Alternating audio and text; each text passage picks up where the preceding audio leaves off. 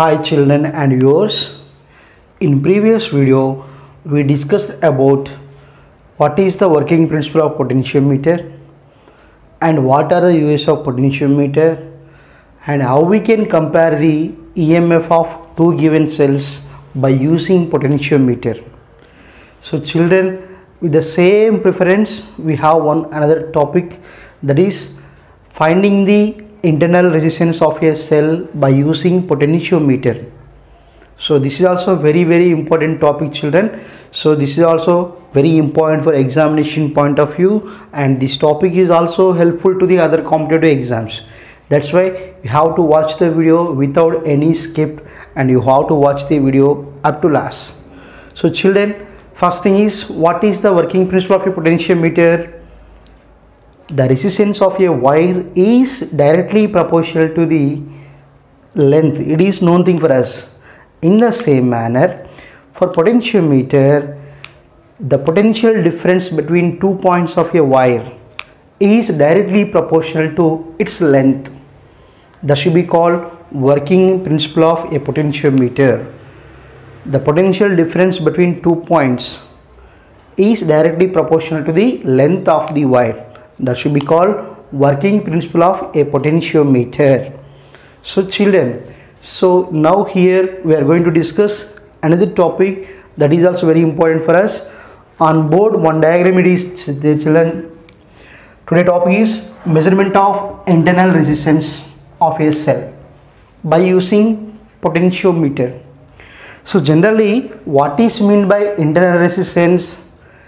Internal resistance is nothing but, so we know that there is some electrolyte between the plates of a cell. That electrolyte will show opposition to the flow of charges through it. That's why that opposition is called internal resistance. In a cell between two plates there is some electrolyte that is there. Inside the cell the current is moving from lower potential to the higher potential. When the current is passes through it, the electrolyte will show some opposition. So that is what we call internal resistance. I clearly explained the same topic of internal resistance and EMF. I already uploaded one video that should be available in the playlist of this one. That's why you can watch it once. So now we want to find out the internal resistance of the particular cell by using the potentiometer. So let's go for that. So children, this is the primary circuit of a potentiometer, and this is the high voltage battery, and A and C are the ends of the wire, and in between them battery and rheostat and key 1, these all are connected in series. So to understand it clearly, I am drawing again. Potentiometer consists of number of pieces of wires which are having equal lengths. So again, the ends of the wire should be joined by using some copper strips. Clear? So like this, they should be joined. Now this is the point here A, and this is the point C here. In between them, what we are giving some here, high voltage battery and rheostat, and we are giving some key. This is what, key 1, and that should be given to C. And now here we are giving one cell in the secondary circuit, for which we have to measure the internal resistance. That should be connected like this. And again, along with that, what we have across the cell, we are giving some key 2. This is key 2, and this is the resistance box. And from that we are giving some galvanometer and jockey like this. This is the conception of the potentiometer like that. So children, now we want to find out the internal resistance. So in what way we can find out that? Let's go for that. So children, I already explained the procedure of the potentiometer in previous video. It is almost all quite similar to this one. So the working procedure is same. Okay children, see here once again. A is the one end of the wire, and C is the another end, the last end of the wire. Between these two, battery is connected, rheostat is connected. I clearly told you rheostat means it is the resistance of variable value. Clear? and we are taking a cell of EMF epsilon and its internal resistance is R. Clear? And we want to find out that value of particular small r. And this is now what it is, key 2, and this is resistance box, and this is what galvanometer, and this is the jockey. Clear, children? So now we want to find out the internal resistance. So for that, here first we have to go for procedure. Now children, when if key K1 and K2 are closed, first thing is what, key 1 and key 2 are closed. Now this is what is known as generally primary circuit. When K1 is open, there is no current through the primary circuit. When K1 is closed, the current is passes through the primary circuit. So here now children, K1 is closed, and now here what I am telling, K2 is closed. When K2 is closed, almost all the current is passes through the resistance box like this. Clear? And it is nothing but two-way system. So here it is passed through the resistance box like this. Okay, and we have another condition is there. If K1 is closed and K2 is open. Now in this case, here you have to observe. In this case, what I am telling, key K1 is closed and K2 is open. In this case now children, when K2 is open, the current is passes through this cell. Clear? Children, we have two conditions here in the procedure. First one is key K1, K2 both are closed. So in this case, K1 closed, the primary circuit consists of current, and when K2 is closed, now in this case the current is passes through the key and resistance box by the cell. Clear? So this is the, when K2 is closed, the cell is supplies the current like this in this direction. Resistance box also it is moving the current. And next one is what, here I am taking this is the first one here. No need to confuse. If key K1 is closed and K2 is open. K2 is open, children. So watch carefully. This is the important question. So when K1 is closed, the primary circuit consists of current, and K2 is open. What you have to say, children? The current is passed through the cell. Current is passed through this like this. From A to current like this moving through cell, and that should be passed through the jockey and galvanometer and to the jockey. So as I told you, jockey is nothing but it is like a sharp knife edge at the lower end, and when the current is passes through this cell, we have to place the jockey from A to C. We have to keep the jockey at different points on the wire. So up to where we will get the G is 0. Galvanometer shows the 0 deflection. In previous video I clearly explained, when there is no current passed through the galvanometer, the potentiometer is said to be balanced. Like that. Again in this case also we have to find out the balancing point.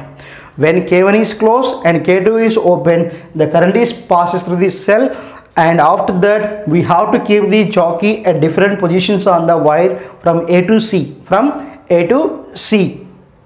Then here when it is moving from A to C, for example here first initially we kept here, but there is no zero deflection in the galvanometer. Again we keep somewhere, again there is no deflection in the zero deflection in the galvanometer. So finally here at this point, for example I am saying this is the point X. At this point there is some zero deflection in the galvanometer.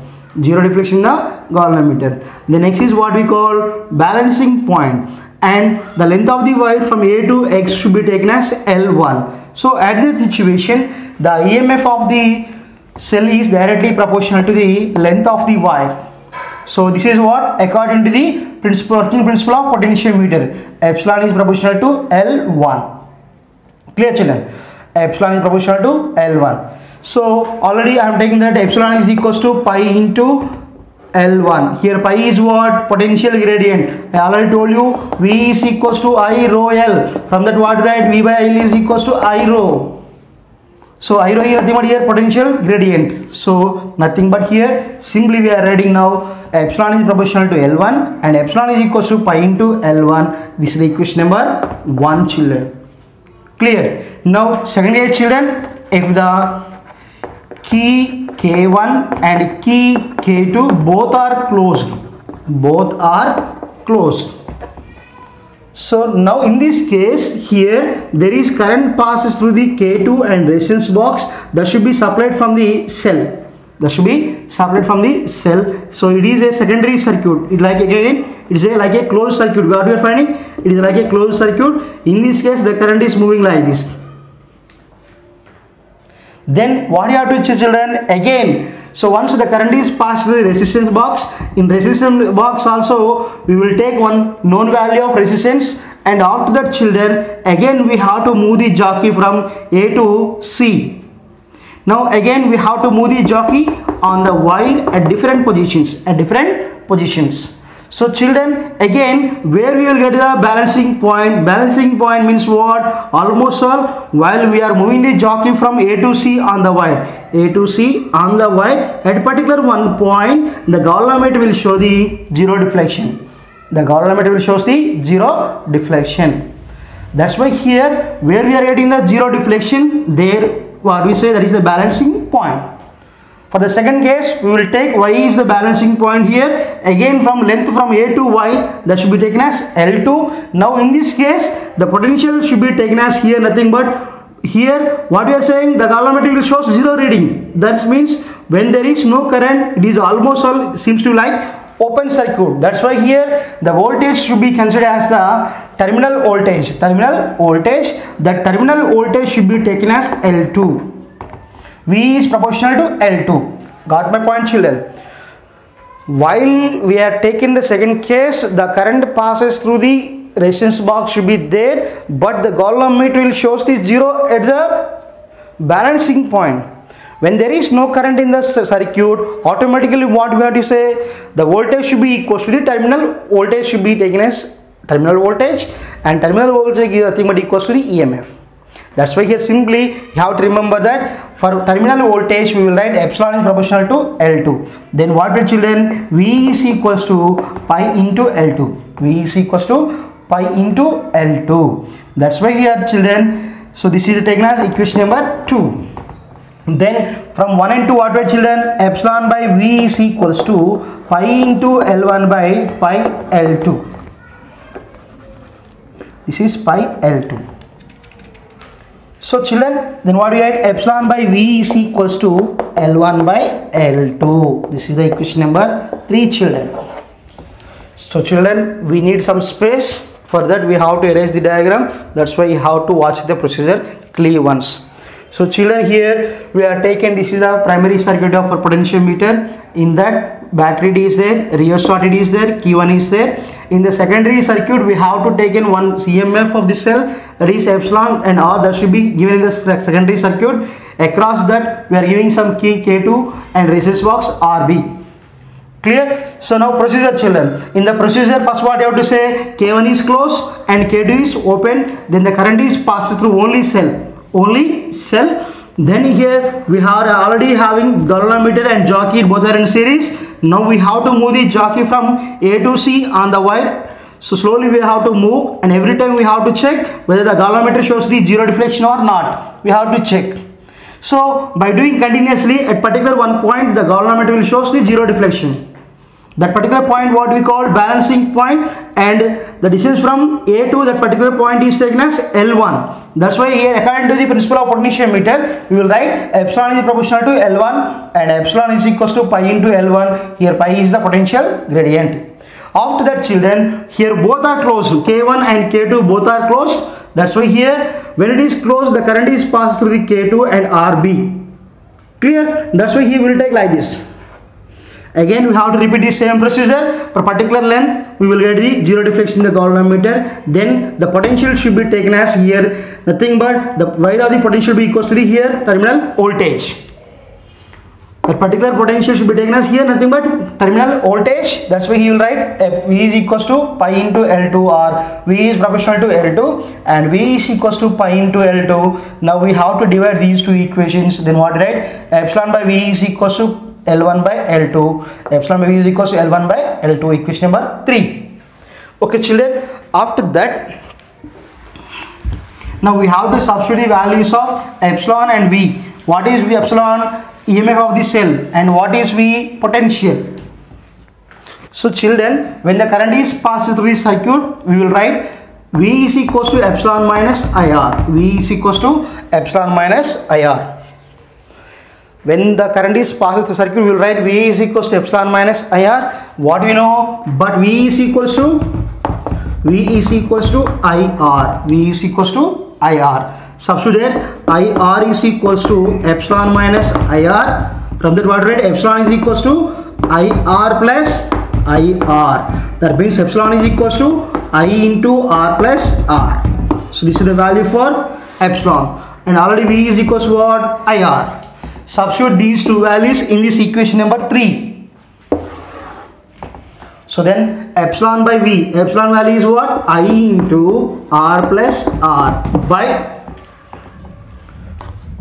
IR. V value is what? IR. V is what? IR, and epsilon is what? I into R plus R. That is equals to L1 by L2. Simply, when the current is passes circuit, we know that epsilon is equals to I into R plus R. According to Ohm's law, V is equals to IR. We substitute these two values in equation number 3. I into R plus R by IR, that is equals to L1 by L2. I gets cancelled. Then what we get? R plus R by R. So that is equals to L1 by L2. So again what are children? R by R plus R by R, that is equals to L1 by L2. That means children what we get? R by capital R means what? 1 plus R by R is equals to L1 by L2. Clear? So from that what are children? R by R is equals to L1 by L2 minus 1. Then small r is equals to L1 by L2 minus 1 into R. This is the formula for small r is what? Internal resistance. Small r is what? Internal resistance is equals to L1 by L2 minus L1 into R. So by using this formula, we will find out the small r value. Here children, L1 value is known to us and L2 value is known to us and R value is the known to us. By substitution of L1, L2, R values in that formula, we will find out the internal resistance of the cell by using potentiometer. So children, this is the topic here. Just see once here. When K1, K1 is closed and K2 is open, we are condition is epsilon is equals to pi into L1, equation number 1. And when K1 and K2 both are closed, we have condition is V is equals to pi into L2. We are dividing these two. Then what we get? Epsilon by V is equals to L1 by L2. Clear? So epsilon is what value? I into R plus R, and V is equals to what? IR. So we are substituted. I cancel. Then these two values substitute in equation number 3. I into R plus R by IR, that is equals to L1 by L2. R plus R by R is equals to L1 by L2. Then what do you get? R by R plus R by R is equals to L1 by L2. Then what do you get? 1 plus R by R is equals to L1 by L2. R by R is equals to, we are taking on that side. Then what do you get? L1 by L2 minus 1. Then R is equals to L1 by L2 minus 1 into R. So by using this equation, we will find out the internal resistance of the given cell by using potentiometer. So children, I hope you understand. If you can understand this one, like, share, comment the video. We will meet in the next video with some other interesting topic. Bye. Take care.